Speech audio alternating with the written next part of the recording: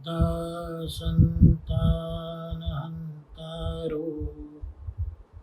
यत्पादां कुजरेणव श्रियानान्तान् निजाचार्यान्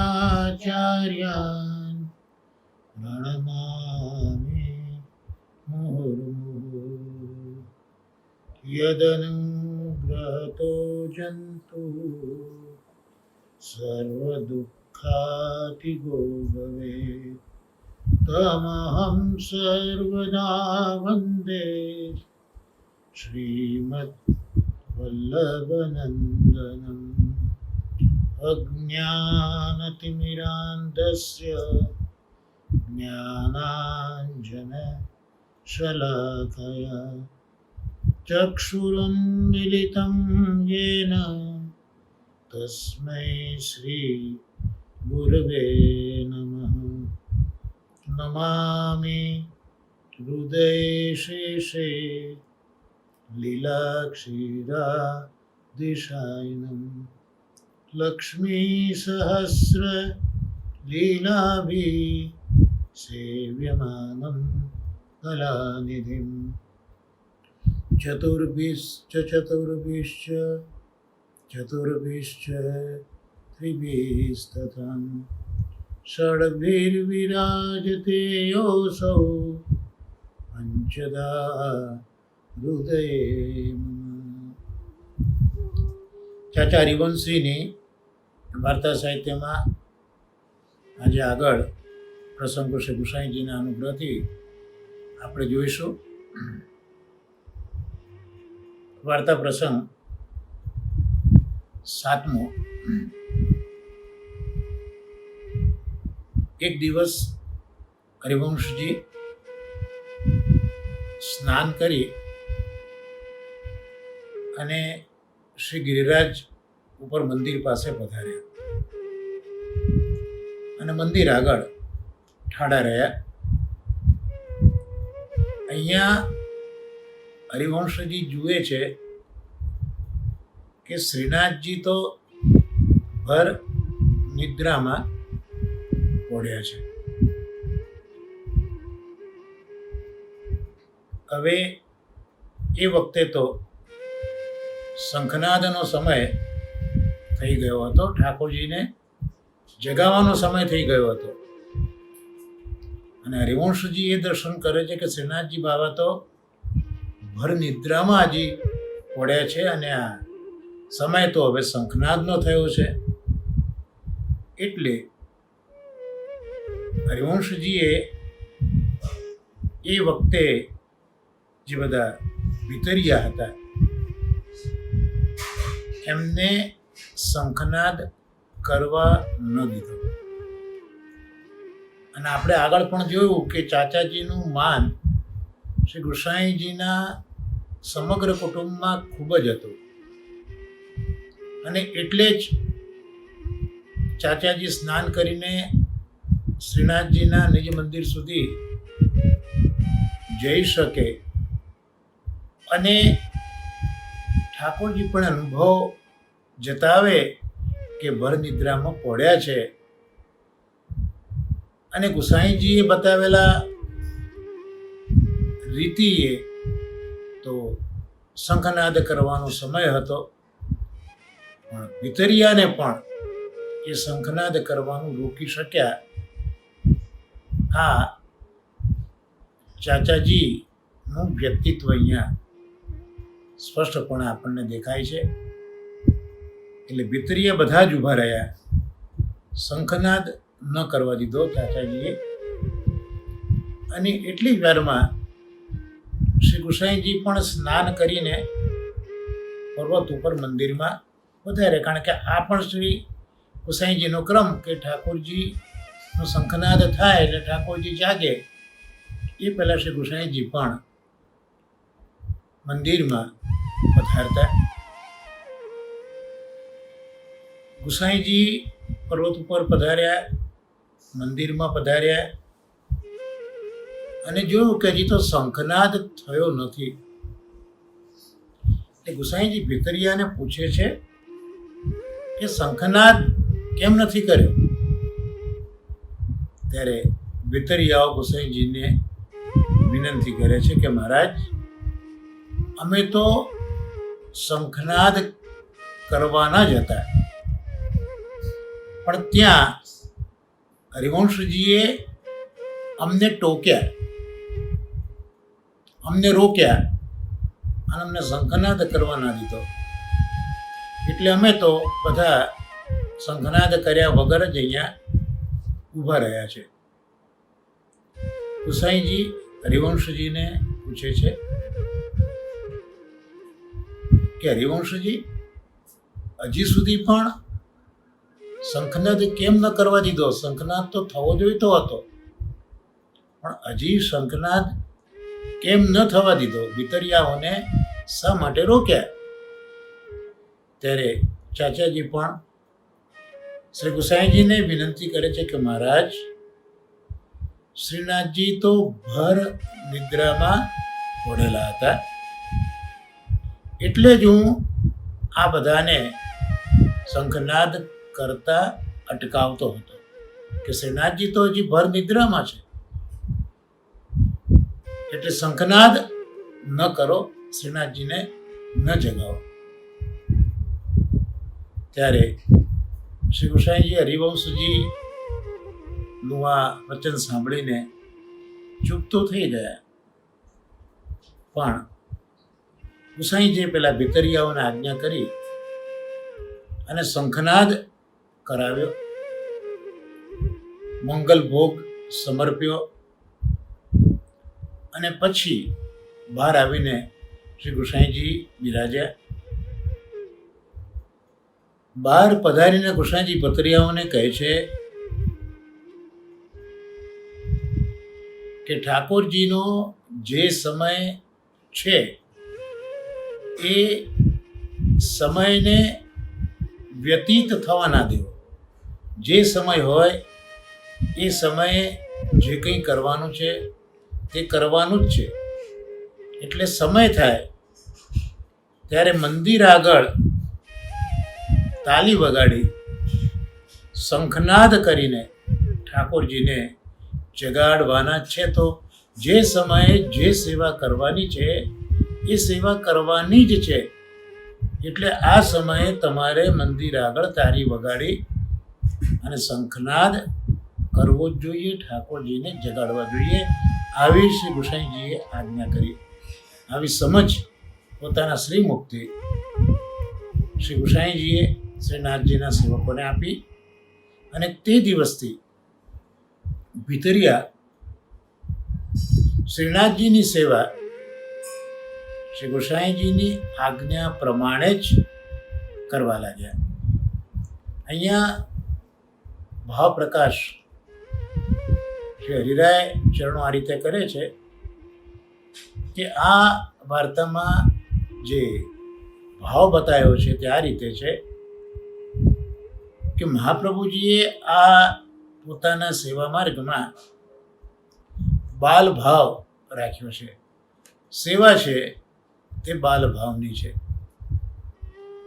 અને બાલ ભાવથી સેવા છે એટલે શાસ્ત્ર એવું આજ્ઞા કરે છે કે બાળકને સૂર્યોદય પહેલા જગાડવો જોઈએ. આ શાસ્ત્ર આજ્ઞા છે કે બાળકને સૂર્યોદય પહેલા જ જગાડવા જોઈએ. સૂર્યોદય પહેલા જો બાળકને ન જગાડ્યા તો શું થાય? તો ભાવ પ્રકાશમાં કહે છે કે જો સૂર્યોદય પછી બાળક જાગે તો એની બુદ્ધિ મંદ થાય છે અને આ પ્રકારની શિક્ષા શ્રી મહાપ્રભુજીએ શ્રી ગુસાઈજીને પણ શ્રી ગોપીનાથજીને પણ આ પ્રકારની શિક્ષા આપી છે. એટલે શ્રી ગોપીનાથજીના જીવનમાં પણ બાળ લીલાનો પ્રસંગ જોઈએ તો ગોપીનાથજીનું જીવન તો ખૂબ જ શિસ્તવાળું, સંયમી હતું, શાસ્ત્ર અનુસાર હતું. એટલે હંમેશા એ શાસ્ત્ર આજ્ઞા અનુસાર જ જીવન જીવતા હતા. એક વખત શિયાળાના દિવસો હતા. શ્રી મહાપ્રભુજી બ્રહ્મ મુહૂર્ત પહેલા જાગ્યા, કારણ કે આ શાસ્ત્ર આજ્ઞા છે કે બ્રહ્મ મુહૂર્તમાં જાગી જવું જોઈએ. અને પિતાને જાગેલા જોઈને ગોપીનાથજી પણ જાગ્યા અને સ્નાન ઇત્યાદિ કરીને આવ્યા. શ્રી મહાપ્રભુજી શ્રી ગોપીનાથજીને જુએ છે કે મારો પુત્ર શિયાળામાં આટલો વહેલો જાગીને સેવા માટે આવી પહોંચ્યો છે. શ્રી મહાપ્રભુજીને બહુ જ આનંદ થયો. એટલે સેવા સોંપી ગોપીનાથજીને કે આજે તમે જ ઠાકોરજીને જગાવો. ગોપીનાથજીના હૃદયમાં તો ખૂબ આનંદ થઈ ગયો ઠાકોરજીને જગાવવા મળ્યું. એટલે જેવા એ નિજ મંદિરમાં ગયા ત્યાં ગોપીનાથજી પણ આ જ જોયું કે ઠાકોરજી ભરનિદ્રામાં પડેલા હતા. એટલે હવે શ્રી ગોપીનાથજી મૂંઝાયા કે હવે શું કરવું. પિતૃચરણની તો આજ્ઞા છે કે પ્રભુને જગાડો, પણ અહીંયા તો ઠાકોરજી ભરનિદ્રામાં પડ્યા છે, તો ઠાકોરજીની નિદ્રામાં ખલેલ કેમ પડે. એટલે ગોપીનાથજી મૂંઝાયા, હવે શું કરવું. પાછા પિતૃચરણો પાસે આવ્યા અને વિનંતી કરી કે જે તો ઠાકોરજી તો ભરનિદ્રામાં પડ્યા છે. ત્યારે મહાપ્રભુજી એમને આ જ શિક્ષા આપી કે તમે જાઓ અને ઠાકોરજીને જગાવો. આ મારી આજ્ઞા છે. જે સમયે જે કાર્ય થવું જોઈએ સેવાનું એ થવું જોઈએ. ત્યારે ગોપીનાથજી આવે છે, બે હાથે તાલી પાડે છે અને ઠાકોરજીને વિનંતી કરે છે, ઉદેતી સવિતાનાથ પ્રિયયા સહ જાગૃહી અંગી કુરુસ્વ મત્સેવા સ્વકીયત્વેન મામ વૃણુ. હે નાથ, સવિતાનાથ એ ઉદિત થયા છે, ઉદિત પામે છે. એટલે આપ આપના પ્રિયા સહિત જાગો અને મારી સેવાનો મને પોતાનો જાણીને પોતાનો કરીને મારી સેવાનો અંગીકાર કરો. આ રીતે તાલી પાડી શ્લોક બોલી ઠાકોરજીને શ્રી ગોપીનાથ ચરણોએ જગાયા. એ વખતે પણ શ્રી ગોપીનાથજીને હૃદયમાં ખૂબ આનંદ થયો છે કે પિતૃ ચરણની આજ્ઞાનું પાલન પણ થયું અને સાથે સાથે પ્રભુને શ્રમ પણ ન થયો. તો આ રીતે ગુસાઈજી મહારાજે અહીંયા સમજ આપી. એટલે આ રીતે આ પ્રસંગમાં શ્રી ગુસાઈજી શ્રીનાથજીના સેવકોને આ પ્રકારે સમજ આપે છે કે જે સમયે જે થવું જોઈએ સેવામાં તે થવું જોઈએ. અને આપણા ત્યાં બાલભાવની સેવા છે. એટલે શાસ્ત્ર કહે છે કે બાળકને તો હંમેશા પ્રાતઃકાળમાં જગાડી જ દેવો જોઈએ, નહીં તો બુદ્ધિ એની મંદ થાય છે. તો આ રીતે વાર્તા પ્રસંગ 7મો આપણે જોયો. હવે 8મા પ્રસંગમાં એ બતાવે છે કે શ્રીનાથજી બાબા ચાચાજીને ખૂબ જ અદ્ભુત દર્શનની ઝાંખી પણ સરળતાથી આપી દેતા હતા. જે ઝાંખી બધાને સહજમાં પ્રાપ્ત ન થાય એવી ઝાંખી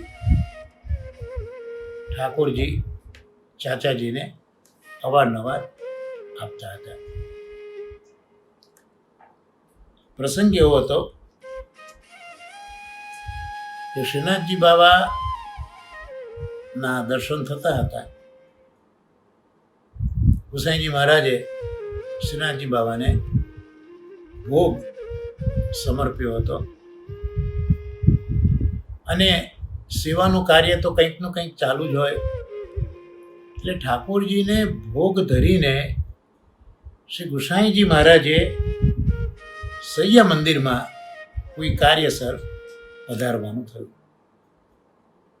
શ્રીનાથજી બાબાને ભોગ તો ધર્યો, પણ સમગ્ર દિવસ દરમિયાન કેટલા સેવાકીય કાર્યો પણ શ્રી ગુસાઈજીએ કરવાના હોય એટલે ભોગ સમર્પીને શ્રી ગુસાઈજી સૈયા મંદિરમાં પધારતા હતા. તો એ વખતે શ્રીનાથજી શું કરે છે? તો શ્રીનાથજી એ વખતે ગુસાઈજીની સન્મુખ જ જોઈ રહે છે.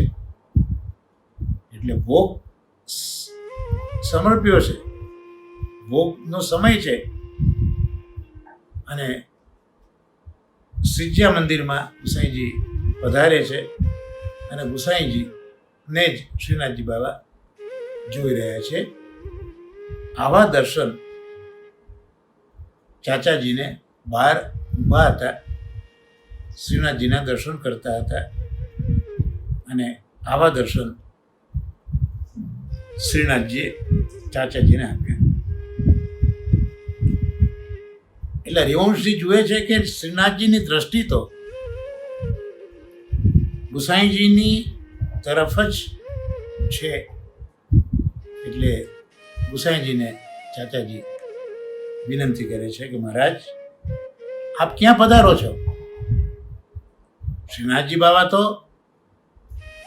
આપની તરફ જ દેખી રહ્યા છે ને આપ ક્યાં પધારો છો? ત્યારે શ્રી ગુસાઈજી મહારાજ ચાચાજીને કહે છે કે ચાચાજી, અમે શું કરીએ? કારણ કે જે કામ કરવાનું છે એ કામ તો કરવું જ પડશે. એટલે ગુસાઈજી સૈયા મંદિરમાં પહોંચ્યા અને ત્યાં જે કામ હતું તે પરવારીને પાછા આવ્યા. ત્યાં સુધી શ્રીનાથજીની દ્રષ્ટિ શ્રી ગુસાઈજીની તરફ જ હતી. તો આ રીતે શ્રી ગુસાઈજીની કૃપાથી શ્રીનાથજી બાબા ચાચાજીને સરળતાથી આવા દર્શનનો અનુભવ કરતા હતા. એટલે જો ગુરુ પ્રસન્ન હોય, ગુરુ કૃપા હોય, તો શ્રીનાથજી પણ કેટલી બધી કૃપા કરે છે તો અહીંયા બહુ સ્પષ્ટતા આપણે જોઈ શકીએ છીએ. નહીં તો આવા દર્શન આટલી સરળતા શ્રીનાથજી દર્શન આપે તો એ ગુસાઈજીની કૃપાનું જ ચાચાજી ઉપર જે છે એ જ કારણ છે. તો આ રીતે શ્રીનાથજીની સરળતાથી જે દર્શન આપીને અનુભવ કરાયો તેનું વર્ણન અહીંયા છે. ત્યાર પછી વાર્તા પ્રસંગ 9માં પણ બહુ સુંદર રજૂઆત કરી છે કે ચાચાજીને કેટલું બધું માન હતું શ્રી ગુસાઈજીના ઘરમાં, પણ છતાંય કોઈક કારણસર ગુસાઈજીને ચાચાજી ઉપર રીસ આવી. ચાચાજી માટે આટલો બધો સ્નેહ છે, સમગ્ર ગુસાઈજીના કુટુંબને ચાચાજી માટે આદર છે.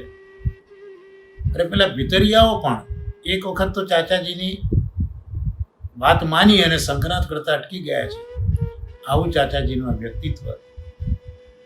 ગુસાઈજીની પાસે એક સમયે બેઠા હતા અને કંઈક વાત નીકળી હશે અને વાતમાં કંઈક એવો પ્રસંગ બન્યો હશે કે ગુસાઈજીને ચાચાજી ઉપર રીસ ચડી. આમ તો ગુસાઈજી સદાય પ્રસન્ન રહેતા ચાચાજી ઉપર, એટલે શું પ્રસંગ બન્યો એનું નિરૂપણ તો અહીંયા છે નહીં.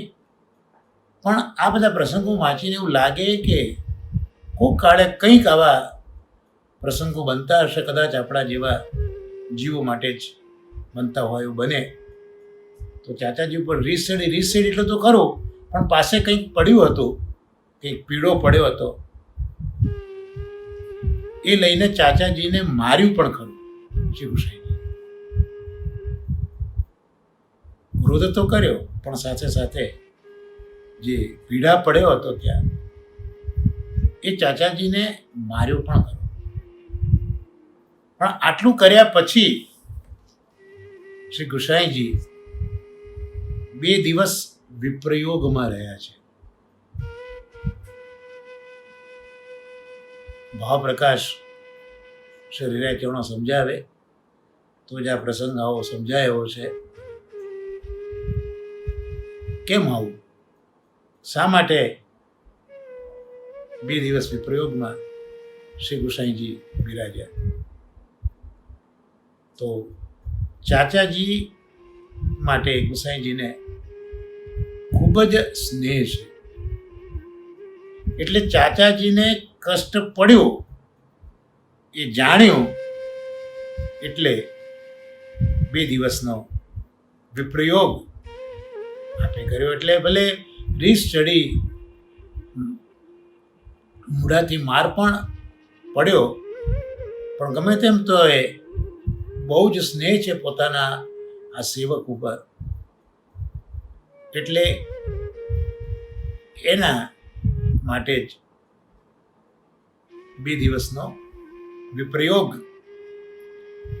શ્રી ગુસાઈજીએ કર્યો છે. એટલે અહીંયા સ્વામી અને ગુરુની પણ કેટલી મહાનતા છે તે જોવા મળે છે કે પોતાના પ્રિય શિષ્યને કોઈક કારણથી શિક્ષા તો કરી છે, પણ એ શિક્ષા કર્યા પછી પણ એ સહન ગુસાઈજી કરી શક્યા નથી. પોતાના શિષ્યને જે પીડા થઈ છે એ ગુરુ સ્વામી સહન નથી કરી શક્યા. આ જ ગુરુની મહાનતા છે, આ જ ગુરુની પોતાના શિષ્ય તરફનું સ્નેહપણું, વાત્સલ્યપણું આ પ્રસંગમાં અહીંયા આપણને દેખાય છે. ત્યાર પછી વાર્તા પ્રસંગ 10 આપણે જોઈએ. ગુસાઈજી મહારાજ અતિ પ્રસન્નતાથી બિરાજ્યા હતા, સાથે રૂકમિણી વહુજી પણ બિરાજતા હતા. અને ગુસાઈજી આજ્ઞા કરી વહુજીને કે આ બધા વૈષ્ણવ છે ને, એ બધા વૈષ્ણવ મહારાજ છે. આપણે તો કહીએ કે પ્રભુ હું આપનો, પણ જ્યારે પ્રભુ કહે કે ના તું મારો, ત્યારે આપણા જીવનની સાર્થકતા છે, ત્યારે આપણા સ્વધર્મની સાર્થકતા છે. શ્રી ગુસાઈજી અહીંયા રૂકમિણી વહુજીને કહી રહ્યા છે કે આ બધા જ વૈષ્ણવો એ મારા છે, અને એટલું જ નહીં, એ મારા છે એટલે એ બધા જ મારા અંગનું જ સ્વરૂપ છે. આ બધા જ મારા અંગરૂપ છે. આપણે 84 વૈષ્ણવની વાર્તામાં પણ શરૂઆતમાં જે જોયું હતું, હરિરાયજી ભાવ પ્રકાશ કરેલો હતો કે બધા જ બંને આચાર્યોના અંગરૂપ છે. એટલે 12 અંગ છે, તો જે નિર્ગુણ છે એ નિર્ગુણ વૈષ્ણવ 84 એટલા માટે કે 12 અંગ એ સાક્ષાત આચાર્ય છે, અને 6 ધર્મ અને 7મા ધર્મી સહિત નિર્ગુણ ભક્તો 84 થયા, અને સત્વરજ અને તમ એ 3 અલૌકિક ગુણને ગણતા 252 વૈષ્ણવ થયા. તો ગુસાઈજી કહે છે કે આ બધા વૈષ્ણવ મારા છે, ને મારા છે એટલું નહીં, પણ એ મારા અંગરૂપ છે. ત્યારે રૂકમિણી વહુજી ગુસાઈજીને વિનંતી કરે છે કે તો આમાં હરિવંશજી છે એ તમારા શરીરનું કયું અંગ છે, એમ રૂકમિણી વહુજીએ પૂછ્યું. ત્યારે ગુસાઈજી રૂકમિણી વહુજીને કહે છે કે હરિવંશજી તો મારા નેત્રની શ્યામ પુત્રી છે, એટલે મારી આંખની કીકી છે. આપણે ગોકુલાષ્ટકમમાં પણ શ્રી કૃષ્ણજી મહારાજે સ્તુતિ કરી છે, શ્રીમદ ગોકુલ ધ્રુપ તારા, આંખની કીકી છે શ્રીમદ ગોકુલ. અહીંયા હરિવંશજી શ્રી ગુસાઈજીના નેત્રની પુત્રી છે, કીકી છે. હવે એ વાતનું પ્રમાણ પણ રૂકમિણી વહુજીને એ રીતે મળ્યું કે એક દિવસ સાચાજીને કંઈક રસ્તામાં ઠોકર વાગી એટલે કષ્ટ થયું. એ દિવસે ગુસાઈજીના નેત્રમાં પણ દુઃખ થયું, નેત્ર પણ દુઃખી આવ્યો શ્રી ગુસાઈજીનું. રૂકમિણી વહુજી ગુસાઈજી મહારાજને પૂછે છે કે આજે આપના નેત્રને પીડા કેમ, આપનું નેત્ર આજે કેમ દુઃખી રહ્યું છે?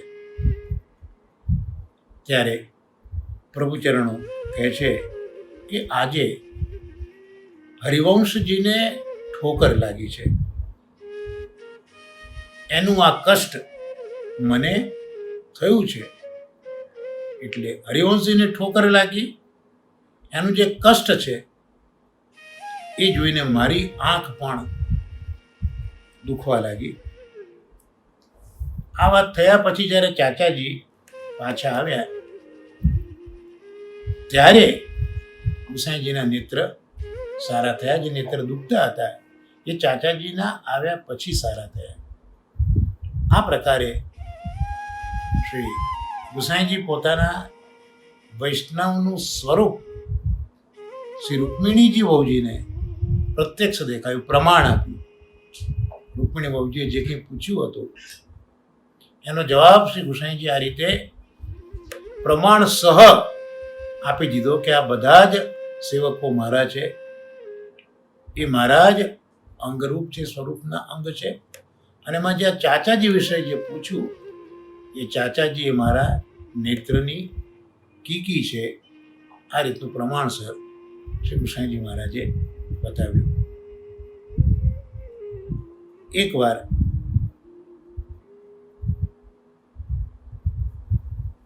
ચાચાજી ગુસાઈજીને વિનંતી કરે છે કે મહારાજ આપ નિરંતર શ્રી ગોકુલમાં જ બિરાજો અને પરદેશ હું જ કરીશ. જો અહીંયા એક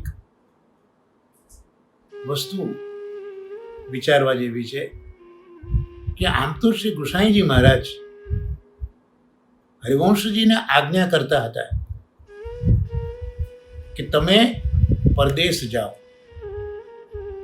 આજે આ પ્રસંગમાં કંઈક ઉલટું જોવા મળે છે.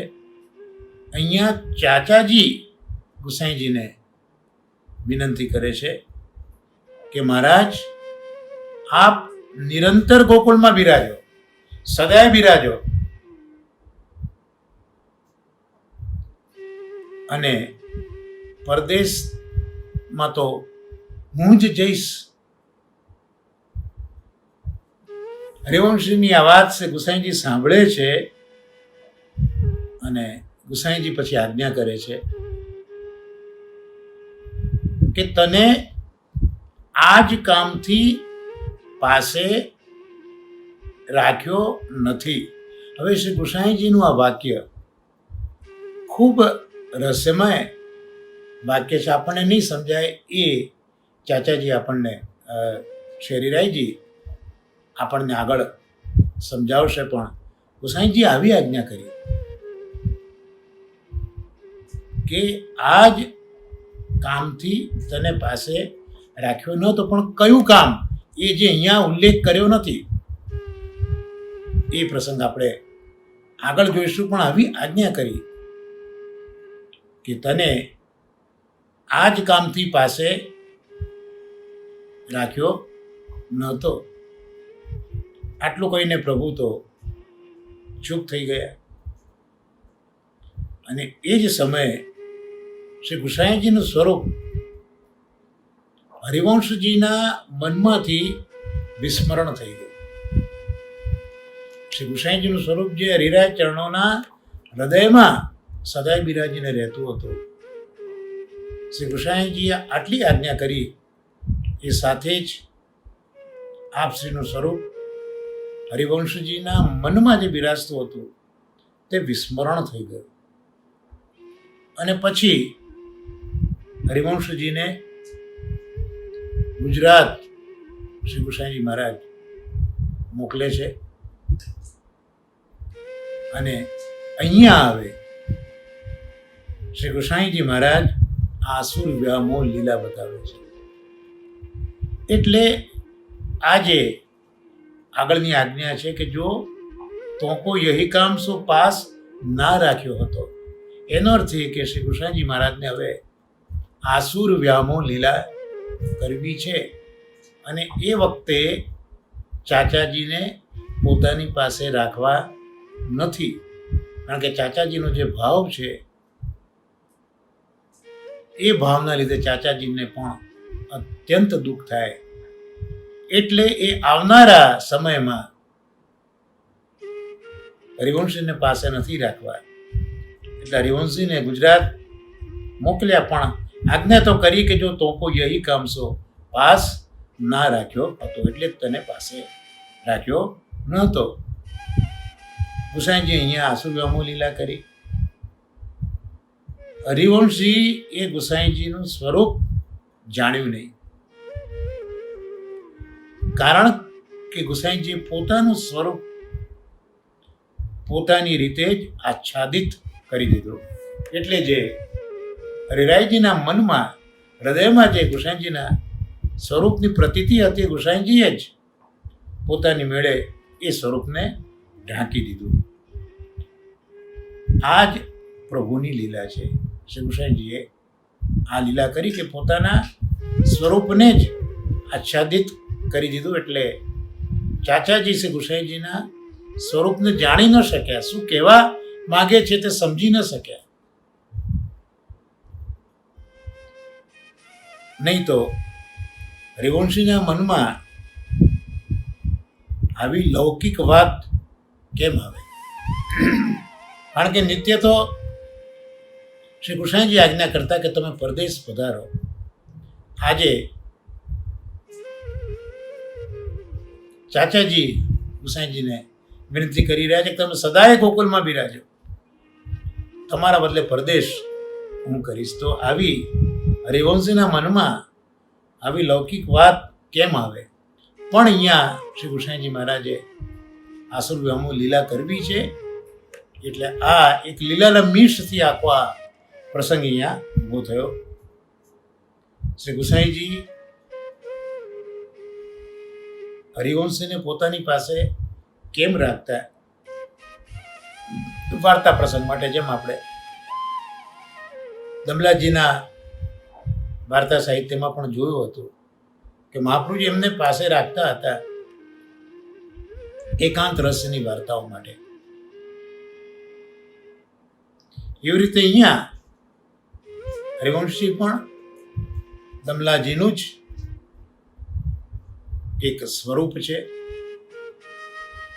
એટલે ગુસાઈજી પણ હરિવંશજીને વાર્તા પ્રસંગ માટે પોતાની પાસે રાખતા હતા.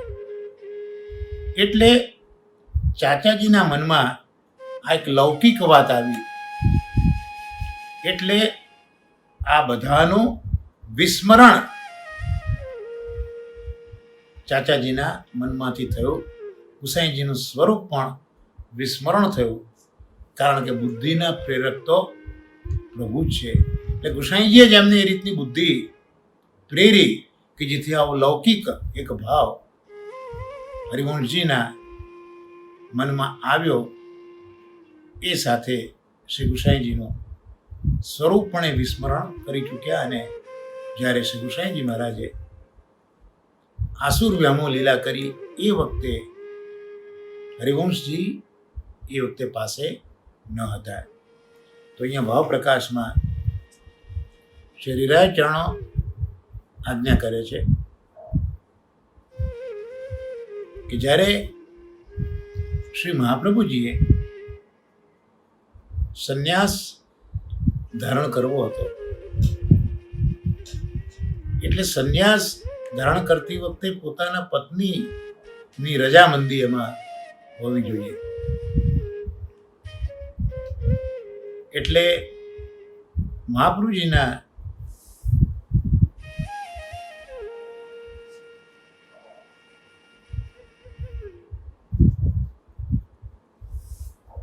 માતૃશ્રી અને એમના પત્ની એ બધાની આજ્ઞા જરૂરી હોય, પણ મહાપ્રભુજીની આજ્ઞા ન મળી એ વખતે પોતાના સ્વરૂપથી એ અડેલના પોતાના ગૃહની અંદર અગ્નિ પ્રજ્વલિત કર્યો. એ સાથે જ ઇલમ્મા ગારુજીએ નીકળો નીકળો, હવે નીકળો નીકળો, આવું એમના મુખેથી કહ્યું. એટલે શ્રી મહાપ્રભુજીએ જ આ રીતે ઇલમ્મા ગારુજી પાસે તમે નીકળો નીકળો આવું કહેવડાવ્યું. જેમ અહીંયા ચાચાજી કહે છે કે આપ સદાય ગોકુળમાં બિરાજો, પરદેશ તો હું જ કરીશ, પણ તમે અહીંયા બિરાજો. અને અહીંયા ઈલમ્મા પાસે એવી રીતે કેવડાવ્યું કે તમે હવે નીકળો. ત્યારે મહાપ્રભુજીએ ઘરનો ત્યાગ કર્યો છે. તો આ જ રીતે શ્રી ગુસાઈજી ચાચાજીની પાસે એવું કેવડાવે છે ગુસાઈજીને કે તમે સદાય ગોકુલમાં જ બિરાજો. એટલે પોતાના ભક્ત પાસે ભગવાન એવું કેવડાવી રહ્યા છે કે તમે સદાય ગોકુળમાં બિરાજો. એટલે ભગવાન ભક્તને પ્રેરણા કરે અને એ ભક્તને પ્રેરણા કરીને ભક્તની ઈચ્છા અનુસાર પ્રભુ કાર્ય કરતા હોય છે. નિજે ઈચ્છાત કરી શકી જે આજ્ઞા છે મહાપ્રભુજીની. એટલે પોતાની ઈચ્છા તો પ્રભુ કરે છે, પણ પોતાના ભક્તોની ઈચ્છા પણ કરવાવાળા પ્રભુ જ છે. એટલે પોતાને જે કરવું છે એ ભક્તો દ્વારા કેવડાવે છે. અહીંયા કહેવાનો જે મુદ્દો છે તે આ છે કે ગુસાઈજીએ કરવું તો છે, પણ એ પોતાના ભક્ત દ્વારા કેવડાવે છે.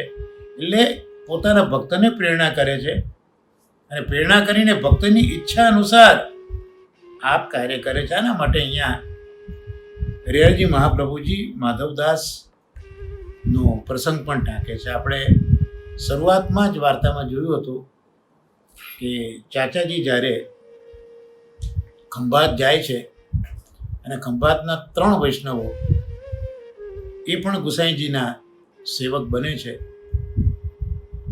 એ 3 સેવકો પૈકી એક માધવદાસ એક સુંદર સંગીત ગાતા હોય છે, પદ્ય રચના પણ ખૂબ સુંદર કરતા હોય છે.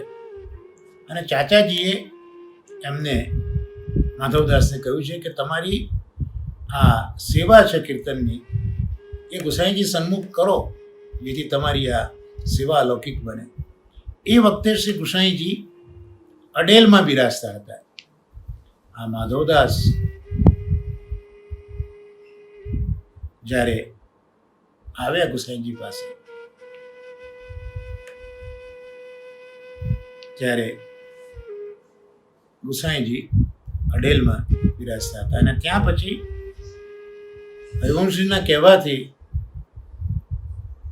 માધવદાસે કીર્તન રજૂ કર્યું હતું ગુસાઈજી આગળ કે ધન્ય કાલિંદી, ધન્ય વૃંદાવન, ધન્ય શ્રી ગોકુલવાસ. ધન્ય કાલિંદી, ધન્ય વૃંદાવન, ધન્ય શ્રી ગોકુલવાસ, માધવદાસ કે ધनी श्री विठ्ठल. माधवदास के धनी श्री विठ्ठल पूरी हमारी आस. तो आ पदमा माधवदासની જે ગોકુલવાસની ઈચ્છા હતી તે સાંભળીને એ જ વખતે ગુસાઈજી મહારાજે ચાચાજીને કહ્યું હતું કે હવે આપણે ગોકુલવાસ કરવો જોઈએ. અને અડેલથી શ્રી ગુસાઈજી મહારાજ માધવદાસનું આ પદ સાંભળીને ગોકુલમાં બિરાજ્યા હતા. તો આ રીતે માધવદાસનો મનોરથ ગોકુલવાસનો થયો. ત્યારે આપ શ્રી ગોકુલમાં વસે એનો ઉપાય આ રીતે માધવદાસ પાસે કરાયો. તેમ અહીંયા પણ આસુર વ્યોમો લીલા કરવી છે તો પોતાના ભક્ત ચાચાજીને પ્રેરણા કરીને પોતાના ભક્તની ઈચ્છા પ્રમાણે અત્યારના પ્રભુએ કર્યું છે. તો આ પ્રકારે ચાચાજી આગળ જ શ્રી ગોકુલમાં નિરંતર આપ બિરાજો એવું પોતાના સેવક પાસે ગુસાઈજી કેવડાવે છે. એટલે લૌકિક રીતે તો ગુસાઈજી મહારાજ અંતર્ધાન થયા, પણ ગોકુલમાં એ સદાય બિરાજે છે. અને ચાચાજીને એ સમયે ગુજરાત એટલા માટે મોકલ્યા કે ચાચાજીને ગુસાઈજીમાં સ્નેહ અધિક છે. એટલે ચાચાજી જો શ્રી ગુસાઈજી મહારાજની આ આસુર વ્યોમો લીલા જુએ તો પાછો ચાચાજીને અત્યંત કષ્ટ થાય. એટલે ગુસાઈજી ચાચાજીને ગુજરાત મોકલે છે અને પછી આ અંતર્ધાન લીલા કરે છે. હરિરાય ચરણો કહે છે કે આ જ સ્નેહની રીત છે. જેમ શ્રી ગોકુલનાથજી મહારાજે પણ આસુગામો લીલા કરી પછી એમના કેટલા સેવકોએ દેહ ત્યાગ કર્યો હતો. મહાપ્રભુજીએ પણ આસુગામો લીલા કરી. કૃષ્ણદાસ મેઘને પણ આ પોતાનો દેહ છોડ્યો હતો. તો આ એક સ્નેહની રીત છે. એટલે આ પ્રસંગમાં આ ખૂબ અદ્ભુત રીત અને ગુસાઈજી મહારાજે જે આસુરનામો લીલા કરી તેનું આ રીતે વર્ણન આપણે જોયું. અને હવે આજના બીજા આપણા સત્સંગના વિષયમાં શિક્ષાપત્રનું અવગાહન આપણે કરીશું.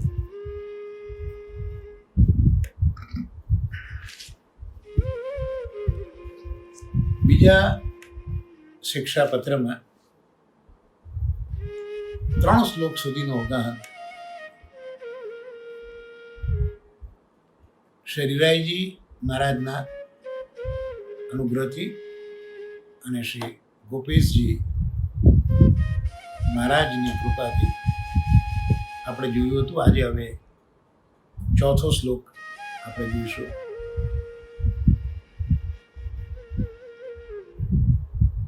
શ્રી હરિરાય ચરણો હવે આ બાલ સ્વરૂપના દર્શન કરી રહ્યા છે.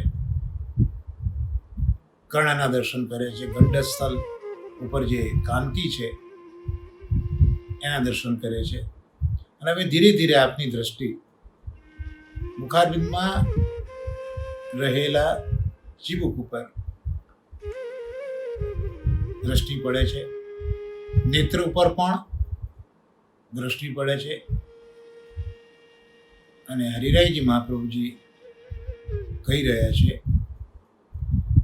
ચિબુકાંત લસત વજ્ર ભૂષ સાંજન લોચન નયન પ્રાંત વિલસન મશી બિંદુ સુશોભન.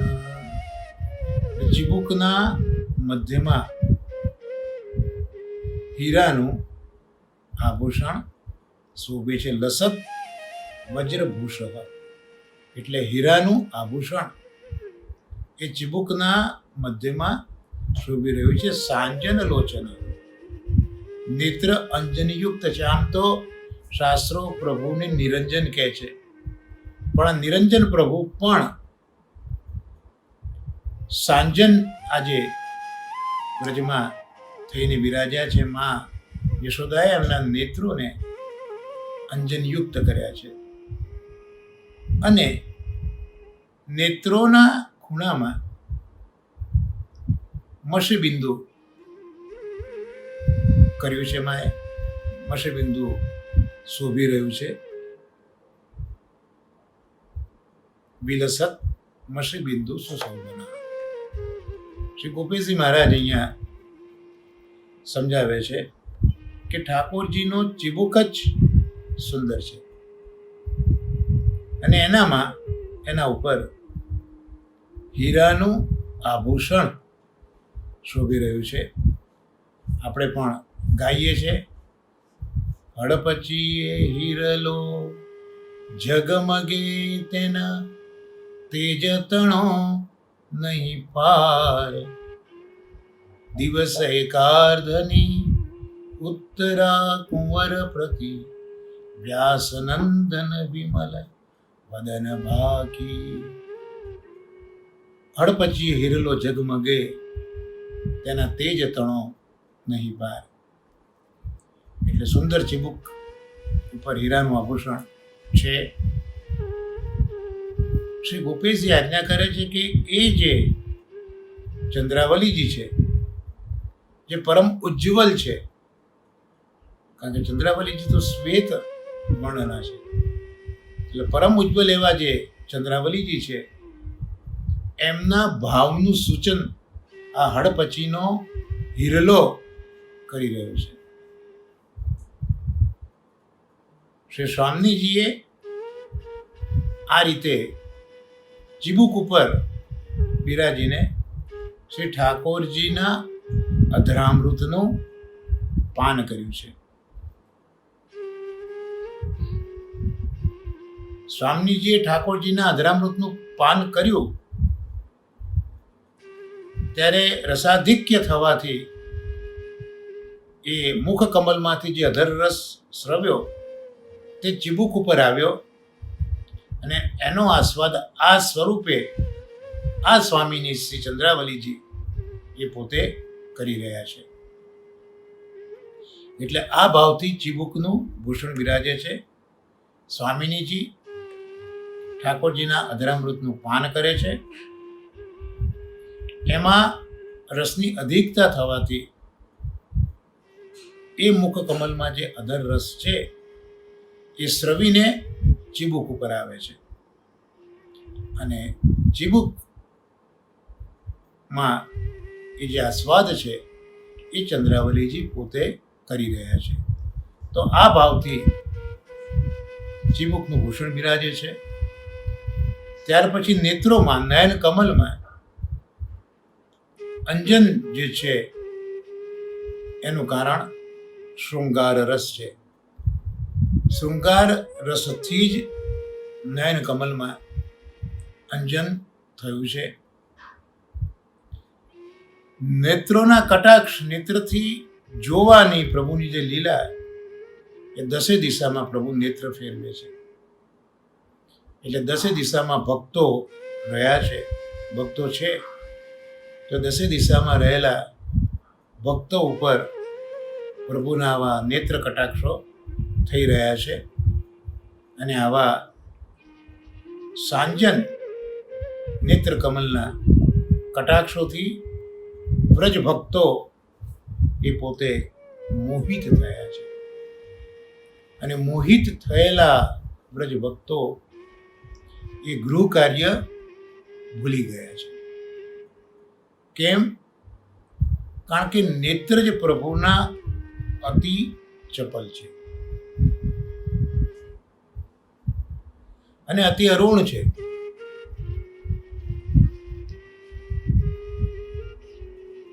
તો આવા પ્રભુના ચપલ નેત્ર જે અતિ અરુણ છે, લાલાશ પડતા છે, એ અનેક ભાવથી આ નેત્રો પૂર્ણ છે.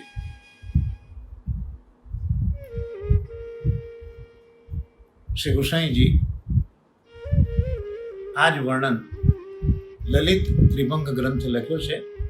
એમાં પ્રભુના આવા અતિ ચપલ અને અતિ અરુણ એવા નેત્રનું વર્ણન શ્રી ગોસાઈજીએ પોતાના આ ગ્રંથમાં કર્યું છે. ત્યાં આ જ લખે છે ગોસાઈજી મહારાજ કે દસે દિશાના જે ભક્તો છે પ્રભુને નિરખી રહ્યા છે, તો નેત્ર કટાક્ષોથી આ દસે દિશાના ભક્તોને ઠાકોરજી રસપાન કરાવે છે. મા યશોદાએ પોતાના લાડક વાયાને કોઈની નજર ન લાગે એટલા માટે ભ્રુકુટી ઉપર મેસનું એક ટપકું કર્યું છે, જેથી કોઈની નજર લાલા ઉપર ન લાગે. અને આ મસીબિંદુની શોભા છે એ શોભા પણ ઠાકોરજી તો સર્વનું મન હરણ કરે જ છે, પણ માએ કરેલા આ મસીબિંદુની શોભા પણ એવી છે કે એ પણ સર્વનું મન હરી લે છે. હવે 5મા શ્લોકમાં જે ઠાકોરજીના અધરોષ્ઠ છે એની શોભાને એનો ભાવ વર્ણવ્યો છે. આપણે તો ગુજરાતીમાં હોઠ કહીએ, અંગ્રેજીમાં પણ લિપ્સ કહીએ, પણ સંસ્કૃત ભાષાની આ રિચનેસ છે કે અહીંયા અધર અને ઓષ્ઠ એ 2 શબ્દો વપરાય છે. નીચેનો હોઠ અધર, ઉપરનો હોઠ એ ઓષ્ઠ આવી રીતે કહેવાય. એટલે અધર ઓષ્ઠની શોભા અને એનો ભાવ હવે હરિરાયજી વર્ણવે છે.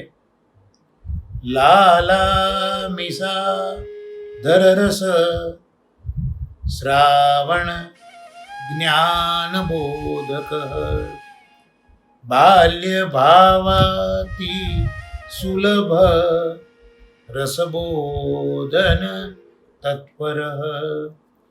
જે પ્રભુના મુખારવિંદમાંથી લાળ ધરી રહી,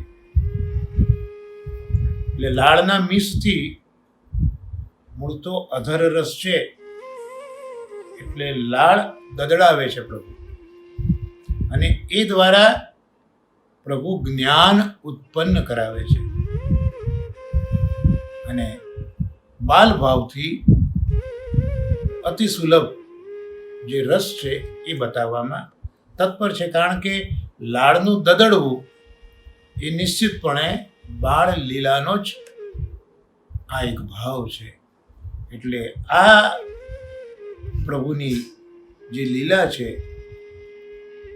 એ બાલ ભાવવાળી છે, જે અતિ સુલભ રસ અહીંયા બતાવી રહી છે શ્રી ગોપેશજી. એનું વિવેચન આ પ્રકારે કરે છે કે અધર અને ઓષ્ઠ એ આરક્ત છે. આરક્ત એટલે લાલ છે, આરક્ત અધરોષ છે, અને ત્યાંથી રસ સ્રવી રહ્યો છે. આ રસ એટલે લાળ, એ અધરોષ્ઠમાંથી લાળ રસ એ સ્રવી રહ્યો છે. આ રસ જુએ યશોદાજીને એમ લાગે કે બાલકને લાળ ગળે છે. યશોદાજીને આવું લાગે છે આ જોઈને. પણ શા માટે ઠાકોરજી આવી બાળ લીલા કરે છે? તો ગોપીજી સમજાવે છે કે યશોદાજી લાલાના મુખ ઉપર ચુંબન કરે છે, અને મુખ ઉપર ચુંબન કરે ત્યારે એ બાળ લીલામાં જે અધર રસ આવ્યો હતો ગાલ ઉપર, એનો આસ્વાદ પણ માને થઈ જાય. અને પ્રભુ આવું કેમ કરે છે? તો ગોપેશજી એક રહસ્ય બતાવે છે કે પુષ્ટિ લીલામાં અધર રસના પાન વિના અંગીકાર થતો નથી. આ એક પુષ્ટિમાર્ગની ખૂબી બતાવી કે પુષ્ટિ લીલામાં અધર રસ પાન વિના અંગીકાર થતો નથી. અને ઠાકોરજી તો નિત્ય લીલામાં સર્વનો અંગીકાર કરાવવા તો આપ પધાર્યા છે.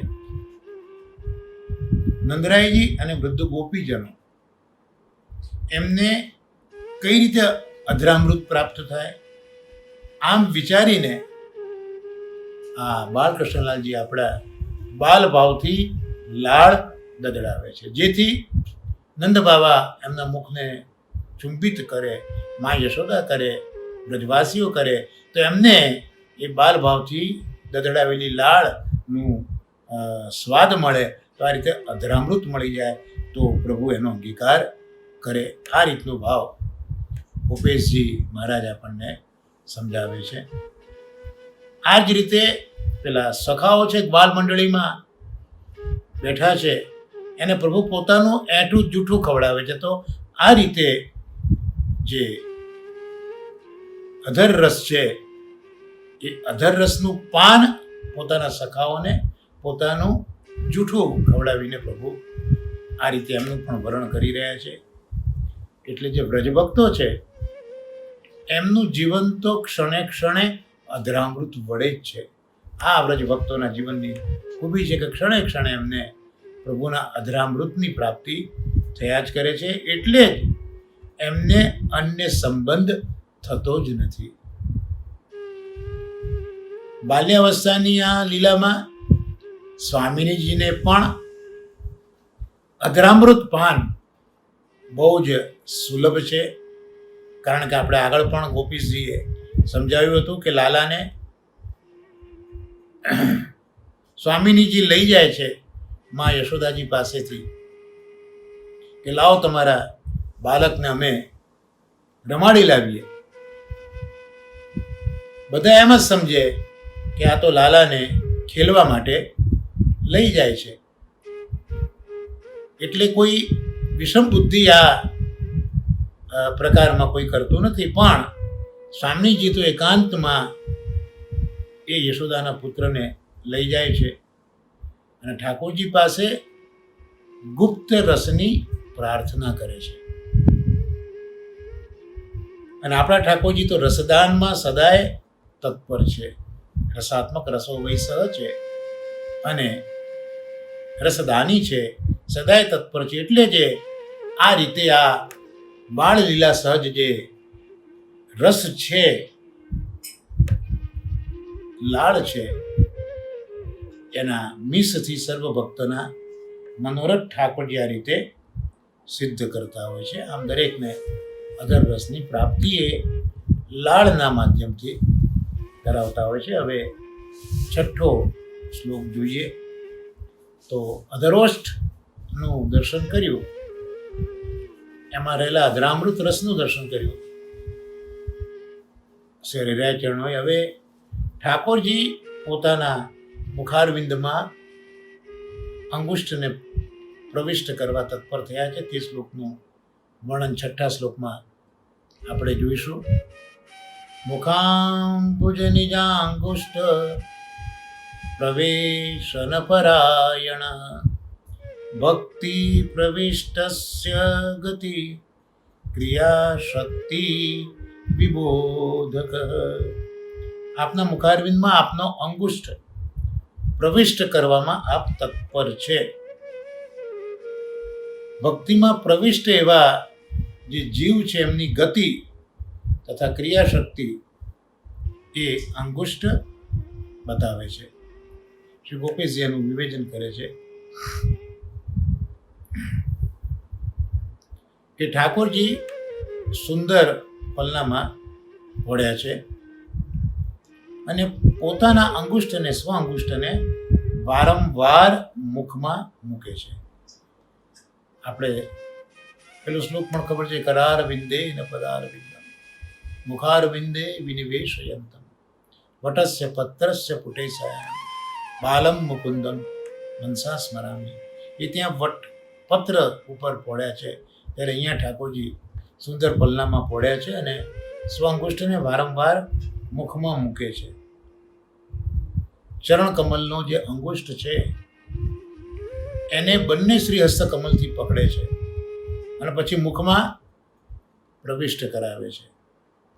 એટલે અહીંયા એવું બતાવે છે, શ્રી ગોપેશજી સમજાવે છે કે ભક્તોના મન છે, કોટ્યાન કોટી ભક્તો છે, એ ભક્તોના મન ચરણારવિંદમાં, પ્રભુના ચરણારવિંદમાં જ લાગીને રહ્યા છે. એ ભક્તોને મનમાં ચિરકાલથી એક મનોરથ છે, એક તાપ છે કે અમે તો પ્રભુના અધરામૃતનું પાન કદાપી કર્યું જ નથી, અમને તો પાન કદાપી થયું જ નથી, તો એ અધરામૃતનો રસ કેવા પ્રકારનો હશે, આવું આ ભક્તો વિચારે છે. ભક્તોની આવી આરતી છે, આતુરતા છે, તાપ છે. અને જેમ જેમ આરતી વધારે તેમ તેમ પ્રભુની સન્નિધિ વધારે ને વધારે પ્રાપ્ત થાય. એટલે અહીંયા પ્રભુ આ પોતાના કોટ્યાન કોટી ભક્તોના તાપને સહન કરતા નથી અને એટલા જ માટે બાલભાવ પ્રગટ કરતા કરતા કોઈ જાણે નહીં એ રીતે ચરણારવિંદમાં જેનું મન આસક્ત છે એવા ભક્તોને અધરામૃત રસનું પાન કરાવે છે. કારણ કે ભક્તોના મન આ પ્રભુના ચરણ કમલમાં આવીને બિરાજી ગયા છે. એટલે પ્રભુ એ અંગુષ્ઠને મુખમાં લઈ જઈને એ ભક્તોના મન ત્યાં જે અધરામૃત માટે તાપ કરે છે એમને આ રીતે અધરામૃતની પ્રાપ્તિ કરાવી દે છે. અંગુષ્ઠને મુખમાં મૂકીને એ જે મુખનો રસ છે એ અંગુષ્ઠ ઉપર પાછા પ્રભુ લાવે છે. એટલે ભક્તો જ્યારે અંગૂઠાને નમન કરે એ વખતે એમને રસની પ્રાપ્તિ થાય. જેમ મા યશોદા, નંદબાવા, બ્રજવાસીઓ એ ગાલ ઉપર ચુંબન કરે લાલાના, અને એ વખતે પેલો રસ અધરામૃત ગદડીને આવ્યો ગાલ ઉપર, તો ચુંબન કરતા એમને એ અધરામૃત રસની પ્રાપ્તિ થાય. એમ પ્રભુ અહીંયા પોતાના મુખારવિંદમાં અંગુષ્ઠ પધરાવે એટલે એ અંગુષ્ઠમાં અધરામૃત લાગ્યો. હવે ભક્તો પ્રભુના ચરણને નમન કરે ત્યારે એ ચરણ સ્પર્શ થતાં એમને રસની પ્રાપ્તિ થાય છે. આ બીજો ભાવ ગોપીજી અહીંયા રીતે બતાવે છે. અથવા તો પ્રભુ એમ વિચાર કરે છે કે મારા ચરણાવિંદમાં એવો તો સોરસ છે કે સર્વભક્તો મારા ચરણ કમલને સેવે છે. એટલે પ્રભુને પોતાના ચરણ કમલનો અંગુષ્ઠનો આસ્વાદ લેવાનું મન થયું કે આ બધા મારા ચરણને આટલા બધા સેવે છે, તો એમાં એવું શું છે? એમ પ્રભુને પણ એક આ બાલ સહજ જિજ્ઞાસા થઈ છે કે આ મારા ભક્તો મારા ચરણ કમલને એવું શું છે કે સેવે છે, એનું ધ્યાન કરે છે. એવા રસનો સ્વાદ હું તો કરું. એટલે બાલભાવથી આપ જ પોતાના ચરણારવિંદનો આ રીતે રસાસ્વાદ કરે છે. ચારે દિશાએ જે બ્રજ ભક્તો મીટળાઈ રહ્યા છે તેમની આગતા સ્વાગતા પણ પ્રભુ પોતાના નેત્ર કટાક્ષોથી કરી રહ્યા છે. એટલે અંગુષ્ઠ મુખમાં પધરાવીને આજુબાજુ પધારેલા જે ભક્તો છે એમને પણ નેત્ર કટાક્ષો દ્વારા એમનું આગતા સ્વાગતા કરે છે. અને આ રીતે એમને પણ આ રસ સંકેત બતાવે છે. બીજો ભાવ એવો બતાવ્યો કે કોઈક સમયે શ્રી હસ્તનો અંગુષ્ઠ મુખમાં રાખે છે. અત્યાર સુધી તો ચરણના અંગુષ્ઠને મુખમાં પધરાયો એ ગોપીજી વર્ણવે છે. હવે શ્રી હસ્તનો અંગુષ્ઠ એ પણ મુખમાં રાખે છે. તેનું કારણ કે જે અંતર્ગૃહ હતા ગોપીજનો હતા, જેમને દેહ છોડ્યો હતો અને ઠાકોરજીની પાસે જે આવ્યા છે, એનું પોતે શ્રી હસ્તથી આ રીતે ગ્રહણ કરે છે અને પોતાના મુખારવિંદમાં તેમને પધરાવે છે. એટલે અંતર્ગૃહગતા ગોપીજનોનો અહીંયા સ્વીકાર છે એવું અહીંયા ગોપીજી સમજાવે છે. એટલે કે કોઈક સમય એકાંતમાં આવા ભક્તોને શ્રીમુખમાંથી બહાર કાઢે છે, એમની સાથે રમણ કરે છે અને પુનઃ એમને પાછા મુખારવિંદમાં પધરાવી લે છે. લોકોને દેખાડવા તો બાલક અંગુષ્ઠ ચૂસે, પરંતુ શ્રી સ્વામિનીજી આદિને અનેક રમણની ક્રિયાઓનું અહીંયા બોધન આ રીતે કરે છે. આ પ્રકારે શ્રી ઠાકોરજી જેનો જેવો અધિકાર એને એવું રસપાન કરાવે છે. તો અહીંયા શ્રી ગોપીજીએ મુખમાં અંગુષ્ઠ પ્રવિષ્ટ કરાવતા જે બાલકૃષ્ણજી છે એ બાલ લીલામાં પણ કેટલા જુદા જુદા ભાવો અહીંયા શ્રી ગોપીજીએ આપણને બતાવ્યા છે. તો આ સાથે આજે આપણો જે ક્રમ છે વાર્તા સાહિત્ય અને શિક્ષાપત્ર તે અહીંયા સંપન્ન થયો. અને આજનો આ જે સત્સંગ છે તે શ્રી ગોસાઈજીના ચરણ કમલમાં આપણે નિવેદિત કરી આશ્રયનું પદ બોલીશું, બિહાગમાં જ બોલીશું. દ્રઢઈન ચરણન કેરો ભરોસો, દ્રઢઈન ચરણન કેરો, શ્રી વલ્લભન ચંદ્ર છટા બિન સબ જુગમાં જ અંધેરો ભરોસો, દ્રઢઈન ચરણન કેરો, साधन और नहीं आ कली में जासू होत निवेरो, सुर कहा कहे दुविधा धरो, बिना मोल को चेरो भरोसो, दृढ़ चरण केरो. श्री गोवर्धन नाथ की जय, श्याम सुंदर श्री अम्ने महारानी की जय, श्री आचार्य श्री महाप्रभु की जय. सर्वे वैष्णव ने महाराज नमस्कार. भगवत स्मरण